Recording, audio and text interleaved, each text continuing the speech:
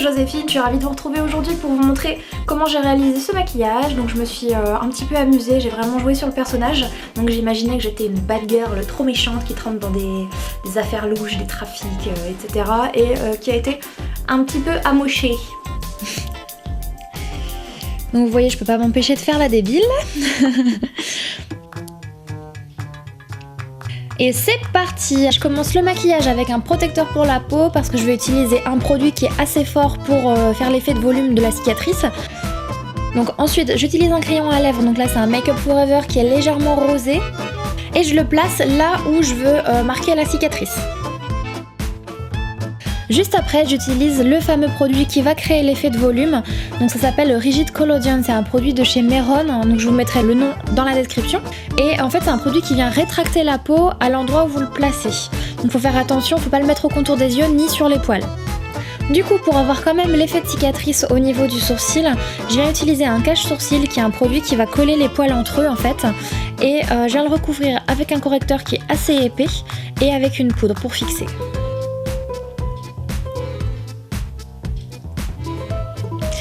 En attendant que le produit finisse d'agir au niveau de la cicatrice, je vais maquiller le reste de mon visage. Donc d'abord je protège le reste de ma peau avec une base hydratante, comme d'habitude, comme si c'était un maquillage pour tous les jours.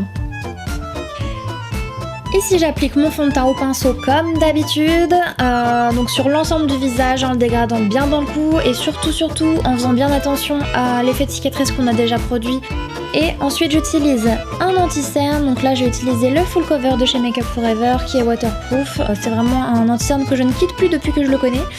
Et on poudre l'ensemble du visage. Ensuite là je vais faire un petit peu de contouring, histoire de structurer un petit peu plus le visage.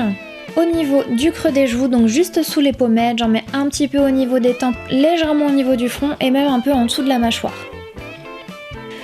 Au niveau des sourcils, je fais exactement comme d'habitude, donc crayon dans un premier temps et poudre pour redonner de l'opacité aux sourcils, sachant que cette fois forcément au niveau de la cicatrice, je fais bien attention de ne pas recouvrir le travail qu'on a fait avec le correcteur juste avant. Au niveau des yeux, j'utilise d'abord la base de fard à paupières de chez Urban Decay et je viens faire quelque chose de très flouté, très fumé et assez sombre parce que je voulais vraiment donner un aspect assez dur en fait au maquillage pour le personnage. Donc j'utilise un crayon colle, un fard gris anthracite travaillé de façon très fumée et je reviens intensifier le rat cils avec un noir mat. Et de l'autre côté, je refais la même chose en laissant le passage pour la cicatrice. Et de la même façon, je mets du mascara que du côté de mon œil gauche.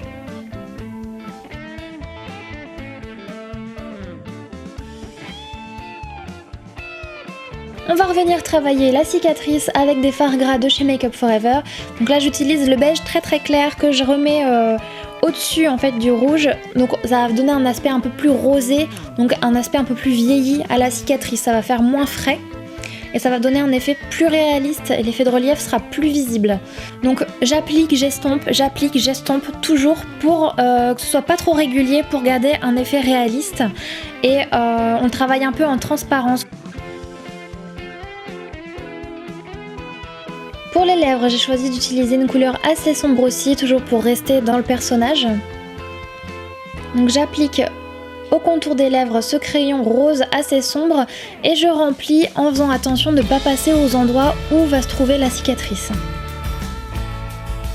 Et je recouvre avec un rouge à lèvres liquide, rose foncé également à effet mat.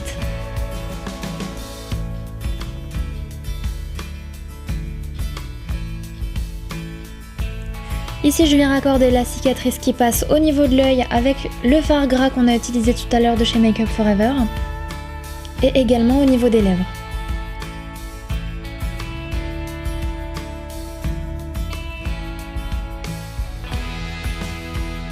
Ici c'est une étape très importante qui va également accentuer le réalisme de la cicatrice. On va apporter un aspect de peau irritée au niveau du contour de la cicatrice. Ça va également contribuer à avoir un effet de relief au contour de la cicatrice. Donc là j'utilise un autre fard gras de la palette Make Up For Ever qui est plus rosé et je mélange un petit peu les teintes, il y en a des un petit peu plus violacées, d'autres un petit peu plus orangées Il faut faire quelque chose qui est pas trop uniforme pour que ça reste réaliste.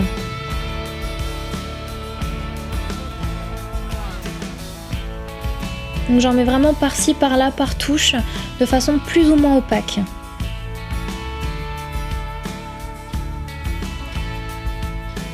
Et là je reviens travailler de façon beaucoup plus précise avec un fard crème plus foncé et vraiment de façon très fine au ras du beige pour donner un contraste entre le beige et le plus foncé, pour toujours accentuer le volume et le réalisme. C'est vraiment ces petits détails en fait qui vont changer la qualité du maquillage. Le maquillage est terminé, j'espère que ça vous plaît. En tout cas, moi je me suis vraiment amusée à me mettre dans la peau de ce personnage. N'hésitez pas à me dire ce que vous en pensez comme d'habitude. Je vous embrasse très très fort, je vous fais des gros bisous et je vous dis à très bientôt.